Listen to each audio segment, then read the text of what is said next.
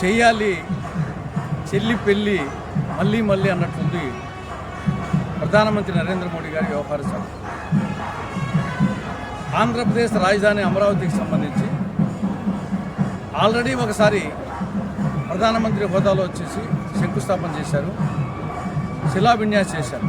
ఎప్పుడు 2015 అక్టోబర్ 22వ తారీఖున విజయదశమి నాడు రాజధాని ఏరియాలో ఉద్దండరాయనపాలెం దగ్గర ఢిల్లీ నుండి పార్లమెంటు మట్టి, యమునా నది నీరు తెచ్చి అట్టహాసంగా ఆడంబరంగా శంకుస్థాపన చేయడం జరిగింది.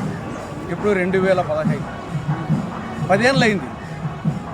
ఎక్కడ వేసిన గొంగలు అక్కడే సొంతంగా అయింది.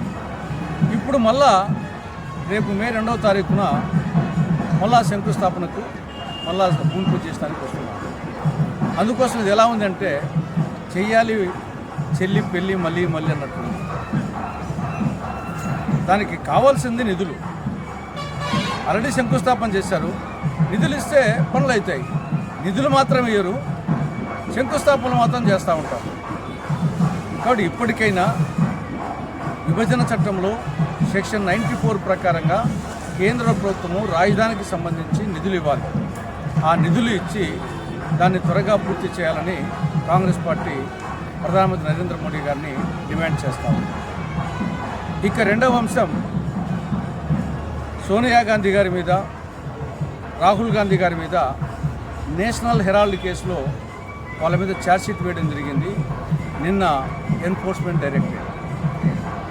ఇది రాజకీయ కక్ష సాధింపు చర్యకు ఒక పరాకాష్ఠ. మోడీ ప్రభుత్వం ఏ విధంగా రాజ్యాంగ వ్యవస్థలను దుర్వినియోగం చేస్తూ ఉందనికి ఇది ఒక నిదర్శనం. ఇటువంటి తాటాపు చప్పులకు, ఈ ఉడత ఊపులకు కాంగ్రెస్ పార్టీ భయపడే క్వశ్చనే లేదు. దీన్ని చట్టబద్ధంగా, ప్రజాస్వామ్యబద్ధంగా, లీగల్గానే దీన్ని ఎదుర్కోవడం జరుగుతుంది.